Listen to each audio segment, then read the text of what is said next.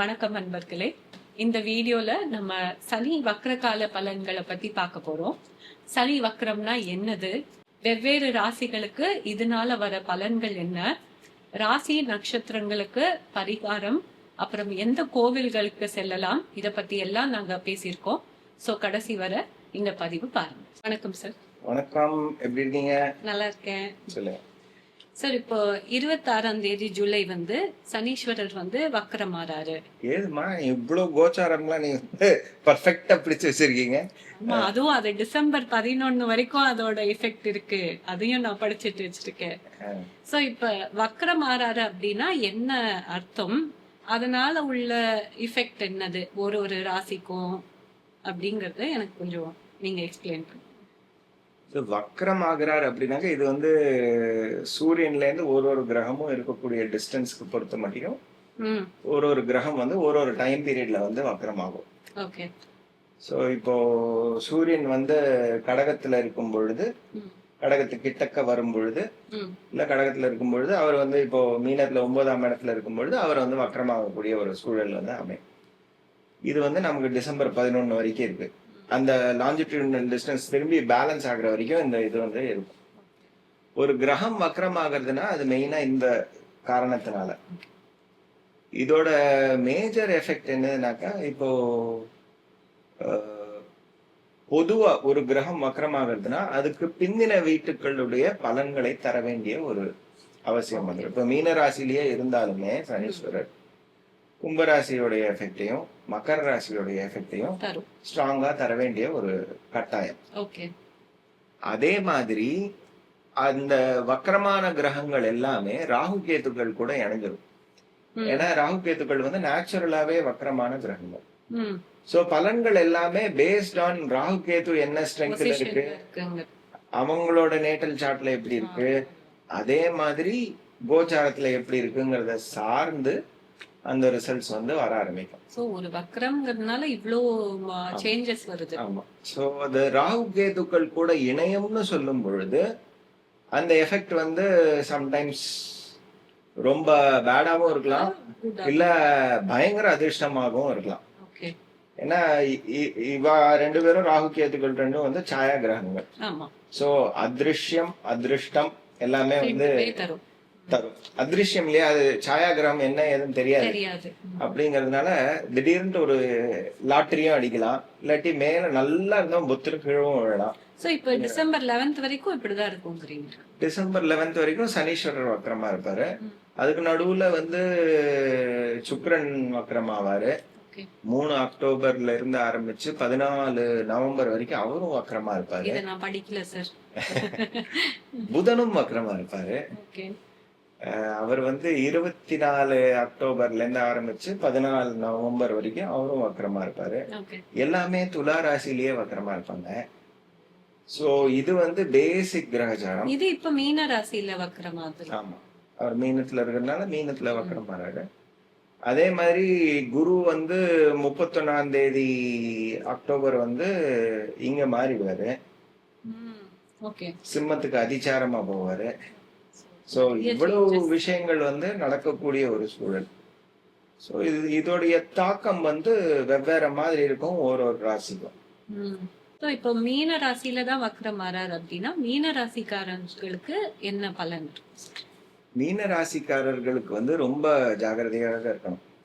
ஏன்னா இப்போ ஒரு பாப கிரகம் நம்மளுடைய சந்திரன் மேல போயிட்டு இருக்கு. இதுதான் பொதுவா ஒரு பாப கிரகம் நம்ம நேட்டல் சார்ட்ல இருக்கக்கூடிய ஜன்ம ஜாதகத்துல இருக்கக்கூடிய இதற்கு மேல போகும்பொழுதெல்லாம் ஒரு கஷ்டமான சூழ்நிலைகளை கொடுக்கும்.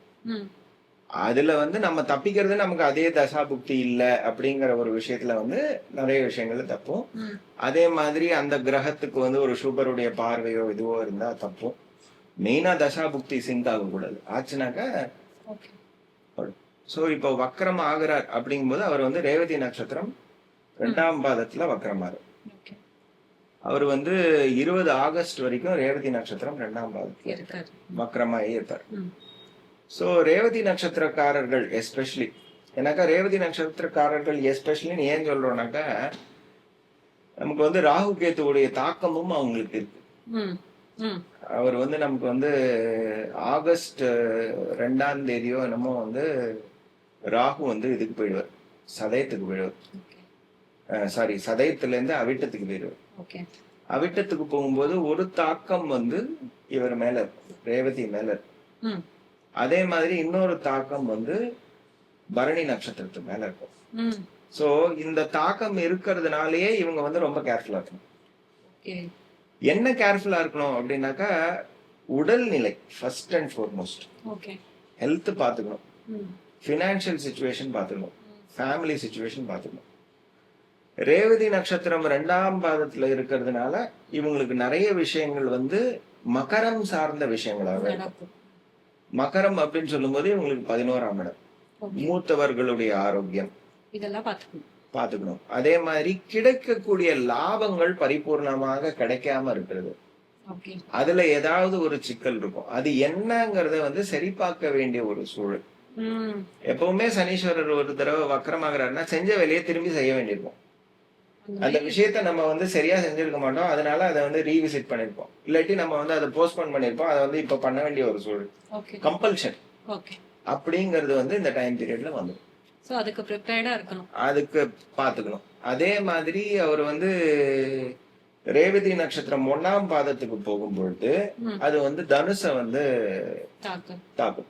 தனுசை தாக்கும்னு சொல்றதை விட தனுசு நவாம்ச மூமெண்ட்ல வந்து தனுசுக்கு வந்துடும். ம் வரும்பொழுது இவங்க பிசினஸ் பண்றவங்களா இருந்தா பிசினஸ்ல மேஜர் டெசிஷன்ஸ் எல்லாம் எடுக்க வேண்டிய வரும், மாற்றங்கள் செய்ய வேண்டிய வரும். ஓகே. உத்தியோகஸ்தானத்திலோ எஸ்பெஷலி பிசினஸ் பண்றவங்களுக்கு வந்து நிறைய விஷயங்கள் பண்ண வேண்டிய வரும்.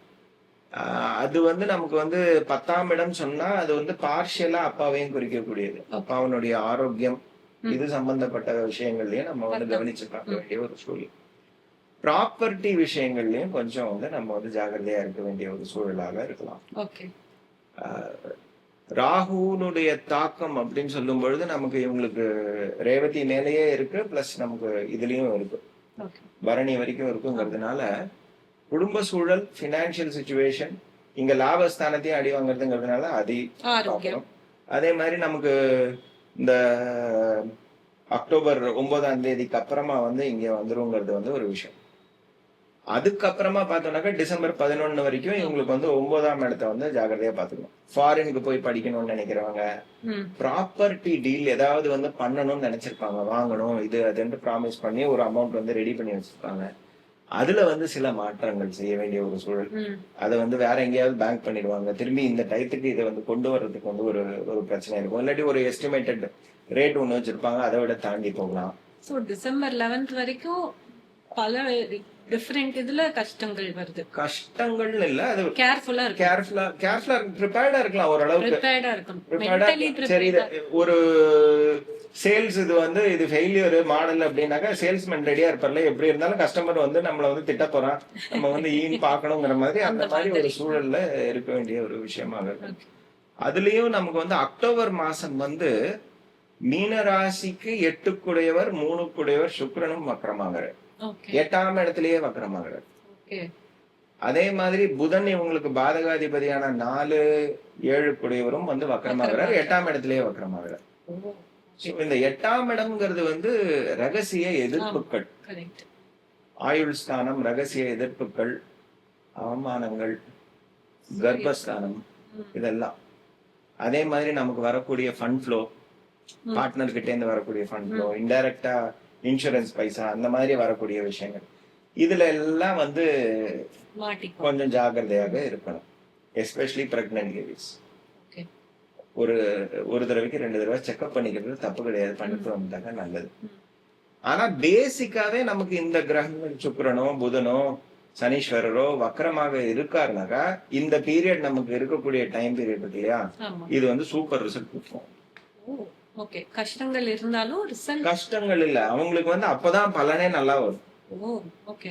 பேசிக்கா நேட்டல் சார்ட்ல வந்து அவங்களுக்கு வந்து வக்கரமாக இருக்குன்னா இந்த பீரியட்ல வந்து நல்ல ரிசல்ட் தந்துடும். நமக்கு 11ஆம் தேதி டிசம்பர் வரைக்கும் இருக்கக்கூடிய டைத்துல வந்து சோ நல்ல ரிசல்ட் தந்துரும். அவங்களுக்கு வந்து லாட்டரி அடிக்கும் இந்த டயத்துல. ஓகே. சோ நம்மளோட சார்ட்ல எப்படி இருக்குங்கறத பார்த்து அதுக்கு அதுக்கேத்த ஏத்த மாதிரி அதே மாதிரி அந்த தசாநாதனோ புக்திநாதனோ அவர் வந்து நேச்சுரலாவே வக்கரமா இருக்காரு அப்படின்னாக்கா அந்த டைம் பீரியட்ல எல்லாம் இவங்களுக்கு வந்து நல்ல நல்ல தூக்கி கொடுக்கும், நல்ல விஷயங்களாக இவங்களுக்கு வந்து அமையும். ஓகே சார், இப்ப நீங்க ரேவதி நட்சத்திரம் பத்தி பேசுனீங்க. இதே இது பூரட்டாதிக்கும் உத்திரட்டாதிக்கும் எப்படி இருக்கும்? உத்திரட்டாதியும் தொடர்றது இல்லம்மா. நீங்க உத்திரட்டாதி 4ஆம் பாதம் வரைக்கும் போயிட்டு தான் அங்க இருந்து தான் வக்கர நிவர்த்தியாரு. ஓகே. உத்திரட்டாதியை தொடும் பொழுது அவங்க ஜாகிரதையா இருக்கணும் இன்னும். ஓகே. சோ உத்திரட்டாதியை தொடும் பொழுது அவங்க வந்து அதுக்கு வேணுங்கிற பரிகாரங்கள் அதை வந்து பண்ணிக்கணும். பூரட்டாதிக்கும் எஃபெக்ட் இருக்கும். அது வந்து நமக்கு வந்து மீன ராசியில ஒரே ஒரு பாதம் தான் இருக்கு பூரட்டாதி தான். அதனால ரொம்ப மேஜர் எஃபெக்ட் இல்லைனாலும், ஏன்னா நமக்கு வந்து ஒரு 10 டிகிரி தாண்டி போய் தான் அந்த கிரகம் இருக்கு. 10 டிகிரி தாண்டும் போது அவ்வளவு எஃபெக்ட் இருக்காது, ஆனா இருக்கும். எனக்கு ஆல்ரெடி கும்பராசிக்கு வந்து 7 நடந்துட்டு. சோ அதனால அந்த எஃபெக்ட் இருக்கும். சோ இவங்க வந்து அந்தந்த கோயில்கள் இருக்கு இல்லையா, இப்ப வந்து ரேவதி நட்சத்திரக்காரர்களுக்கு ஒரு ஸ்பெசிபிக் கோயில் இருக்கு, பூரட்டாதிக்கு இருக்கு, அதே மாதிரி உத்திரட்டாதிக்கு இருக்கு. அந்த கோயில்களுக்கு அந்த நட்சத்திர நாள் அன்னைக்கு போயிட்டு வர்றது வந்து அவங்களுக்கு வந்து நல்ல நிவர்த்தியை கொடுக்கும். சார், இப்ப இந்த பூரட்டாதி நட்சத்திர மக்கள் வந்து எந்த கோவிலுக்கு போலாம்? வந்து திருவனேஸ்வரர் கோயிலுக்கும். ஆமா, இந்த தஞ்சாவூர் மாவட்டம் திருக்காட்டுப்பள்ளிக்கு பக்கத்துல. ஆமா ஆமா, அங்கதான். அது ரொம்ப பிரசித்தியான கோயில், சாதாரண கோயில் கிடையாது. ஆமா. அது வந்து நாள் அப்படிங்கிறது பிறந்ததே அங்கதான். ஓ, ஓகே. பைரவர் வந்து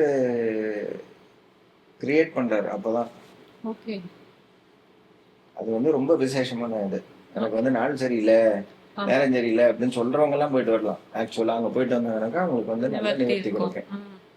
அங்க போயிட்டு வரது அந்த பைரவரை பார்க்கறது ரொம்ப ரொம்ப இம்பார்ட்டன்ட். போயிட்டு வந்தாங்கன்னா நல்ல விஷயம். இந்திரன் தவம் பண்ண இடம் ரொம்ப ரொம்ப விசேஷமான இடம். வந்து பூரட்டாதி நட்சத்திரத்தன்னைக்கு போவது, எந்த நாளா இருந்தாலும் சரி போகலாம். போயிட்டு அன்னைக்கு வந்து ஃபர்ஸ்ட் ஓரையில, அதாவது 6ல இருந்து 7 மணிக்குள்ள தரிசனம் பண்ணிட்டு, எப்பவுமே கோயிலுக்கு போனா வெறும் கையோட போக கூடாது. போறோம்னாக்கா ஏதாவது மாலை வாங்கிட்டு போகலாம், பூக்கள் வாங்கிட்டு போகலாம், அர்ச்சனைக்கு ஏதாவது வாங்கிட்டு போகலாம், எண்ணெய் ஏதாவது இது பண்றதுக்கு வாங்கிட்டு போகலாம், ஏதாவது ஒண்ணு வாங்கிட்டு போயிட்டு அங்க ஒரு அட்லீஸ்ட் ஒரு 40 நிமிஷம் 44 நிமிஷம் உட்காந்துட்டு கோயில்ல அப்புறமா வேண்டிட்டு வந்துட்டாங்கன்னா நல்ல ரிசல்ட் வந்து இவங்களுக்கு கிடைக்கும். இந்த டயத்துல அவங்களுக்கு ரொம்ப ரொம்ப அவசியம். பொதுவாவே வருஷத்துக்கு ஒரு தடவை அந்த கோயிலுக்கு அவங்க போயிட்டு வர்றது நல்லது. அவங்க பிறந்த நாளை ஒட்டி போறது அது நல்லது. இந்த டயத்துல வந்து போயிட்டு வர்றது எங்களுக்கு ரொம்ப நல்லது. சார், இப்போ உத்திரட்டாதி மக்கள் வந்து எங்க போலாம்? உத்திரட்டாதிக்கு வந்து ஸ்ரீ சஹஸ்ர லட்சுமீஸ்வரர் தேயாதூர்ல இருக்கு.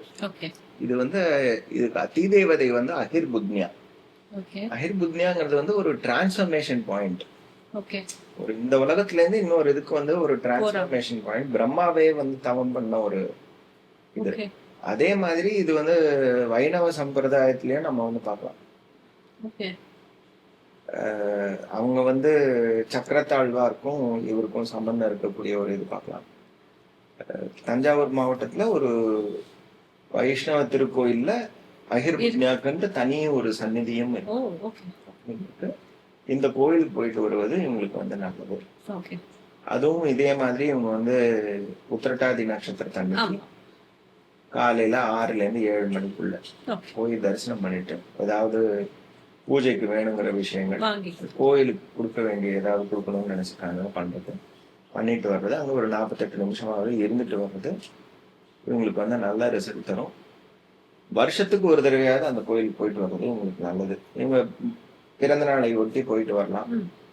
அப்படி இல்லைனாக்கா அதுவும் இந்த டயத்துல வந்து ரெகுலரா போயிட்டு வர்றது வந்து இவங்களுக்கு வந்து நல்ல ரிசல்ட் வரும். ரேவதிக்கு எந்த கோவிலுக்கு போகலாம்? ரேவதிக்கு அப்படின்னு சொல்ல, ரேவதி நட்சத்திரக்காரர்கள். சார், ரேவதி நட்சத்திரக்காரர்கள் எந்த கோவிலுக்கு போகலாம்? ரேவதி நட்சத்திரக்காரர்கள் வந்து கைலாசநாதர் திருச்சிக்கிட்டு ரொம்ப விசேஷமானது, ரொம்ப ஒரு அற்புதமான கோயில். அந்த கோயிலுக்கு போயிட்டு வந்தாங்கன்னாக்கா எங்களுக்கு வந்து நல்ல நிவர்த்தி கிடைக்கும். ரேவதி நட்சத்திரத்தன்னைக்கே போறது. அதுவும் வந்து இந்த கடைசி 12 நிமிஷம் இருக்கும் இல்லையா, அதாவது ரேவதியில இருந்து அஸ்வினிக்கு போறது, அந்த 12 நிமிஷத்துல வந்து அந்த சிவபெருமானை தரிசனம் பண்ணுவது, அவருக்கு வேணுங்கிற அர்ச்சனை செய்வது, வில்வம் சாற்றுவது, ம், அவங்க பேர்ல அர்ச்சனை பண்ணிக்கிறது, ம். எல்லாம் பண்ணிட்டாங்கன்னாக்கா அவங்களுக்கு நல்ல நிவர்த்தி. ரேவதி நட்சத்திரக்காரங்கள் கண்டிப்பா கண்டிப்பா போகும். Okay sir. Thank you sir.